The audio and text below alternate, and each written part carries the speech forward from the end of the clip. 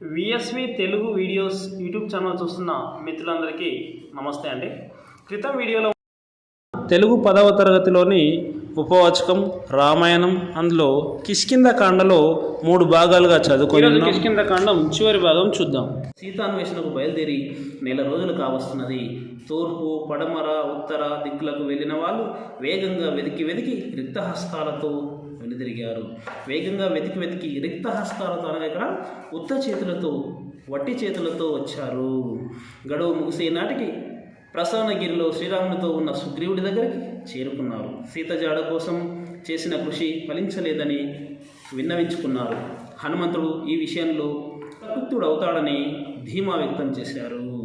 ఎందుకంటే రావణుడు సీతను తీసుకెళ్ళింది కూడా దక్షిణం వైపుకి. అంగదుని నాయకత్వంలో దక్షిణం వైపుకు బయలుదేరిన హనుమంతుడు మొదలైన వాళ్ళు అనువనున గాలిస్తున్నారు. సుగ్రీవుడు ఇచ్చిన గడువు పూర్తయింది. ఏం చేయాలో తోచడం లేదు. తమ వాళ్ళు నిరాశపడకుండా జాగ్రత్త పడ్డాడు అంగదుడు. విరక్తి పొందకుండా ధైర్యోత్సాహాలతో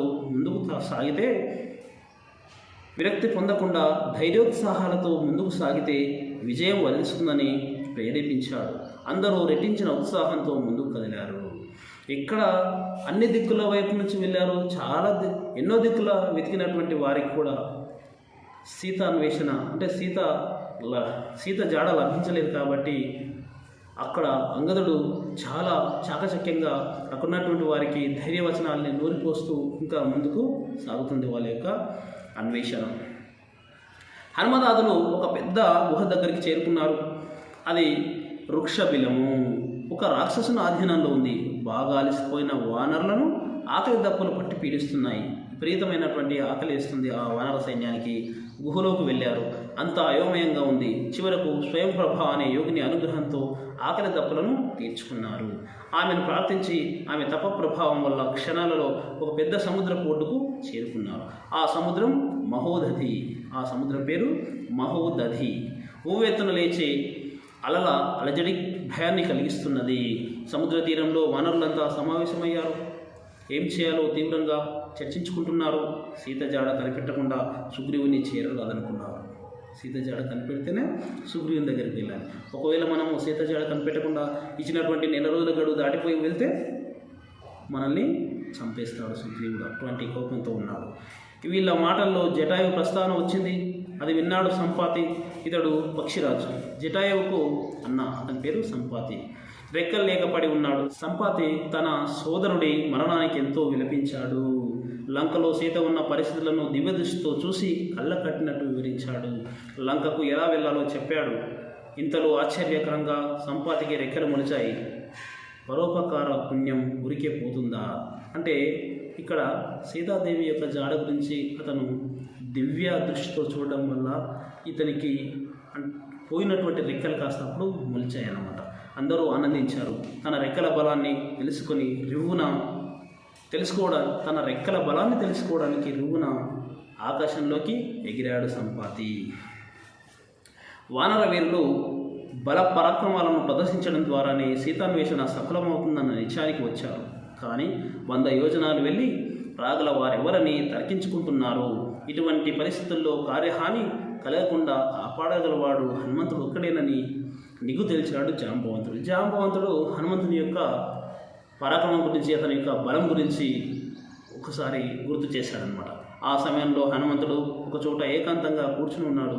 హనుమంతుడు కూడా ఒక చోట ఏకాంతంగా ఏదో దీర్ఘంగా ఆలోచిస్తూ అక్కడ కూర్చున్నాడు. అప్పుడు జాంబవంతుడు హనుమంతుని యొక్క తెలివిని హనుమంతుని యొక్క ధైర్య సాహసాలను అతను ఏ విధంగా అయితే ఆకాశంలో ఎగరగలడో అదొకసారి గుర్తు చేశాడు.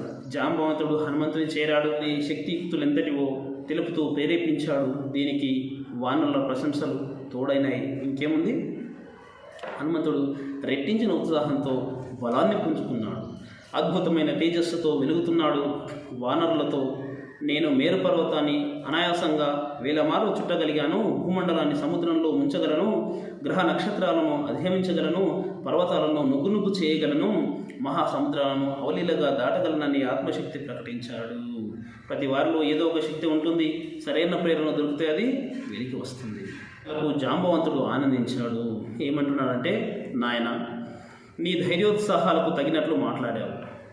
నీ మాటలు వానరుల మనసులో గూడు కట్టుకున్న దుఃఖాన్ని దూరం చేశాయి.